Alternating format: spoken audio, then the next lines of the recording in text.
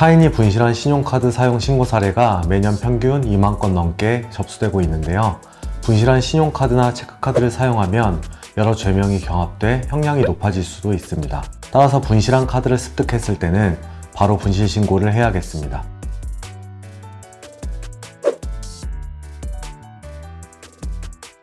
타인이 분실한 카드를 주워 사용하면 사안에 따라 점유이탈물 횡령죄, 사기죄, 여신전문금융업법 위반죄와 같은 혐의로 처벌받을 수 있으니 주의해야 합니다. 타인이 분실한 카드는 타인의 점유에서 벗어난 재물에 해당하기 때문에 주인에게 반환하는 등 필요한 절차를 밟지 않고 주워가면 점유이탈물 횡령죄로 처벌받을 수 있고, 이 카드를 편의점에서 본인 소유 카드처럼 사용하면 편의점을 속이고 재산상 이득을 취한 것이므로 사기죄에 해당합니다. 또한 타인의 카드를 본인의 것처럼 사용하면 여신전문금융업법에서 금지하고 있는 분실하거나 도난당한 신용카드나 직불카드를 판매하거나 사용한 자에 해당하는데요. 이 경우 7년 이하의 징역 또는 5천만 원 이하의 벌금에 처해질 수 있습니다. 실제로 분실한 체크카드를 주어 약 5개월 동안 1582회, 약 600만 원을 무단으로 사용한 A씨의 사례가 있었는데요.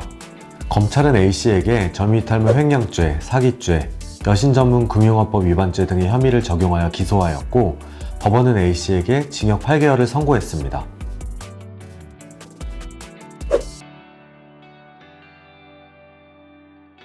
대출을 받거나 계좌이체를 한 경우에는 재산상 이득을 취한 것으로 보며, 현금을 인출한 경우는 재물을 절취한 것으로 보아 다른 혐의를 적용받게 됩니다.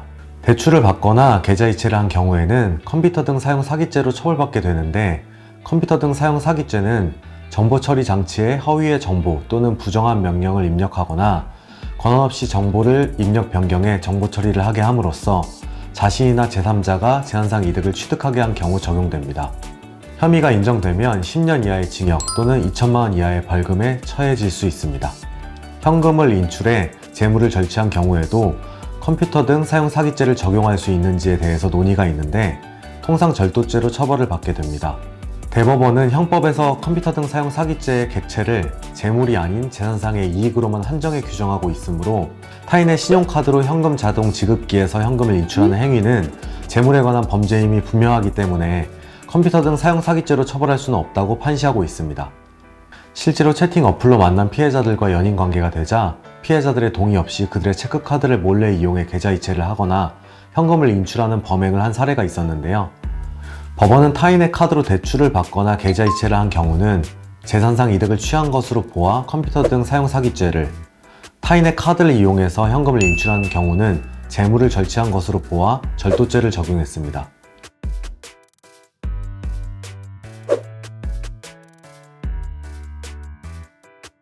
신용카드를 분실한 후 분실 신고를 하면 그 뒤에 타인이 사용했다고 하더라도 보상받을 수 있습니다.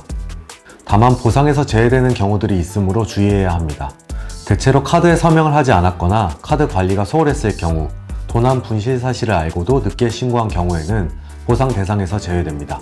보상 대상에서 제외된 사유가 아님에도 카드사에서 반환을 거부한다면 금융감독원에 민원 신고를 하는 방법을 고려해 볼 수 있습니다.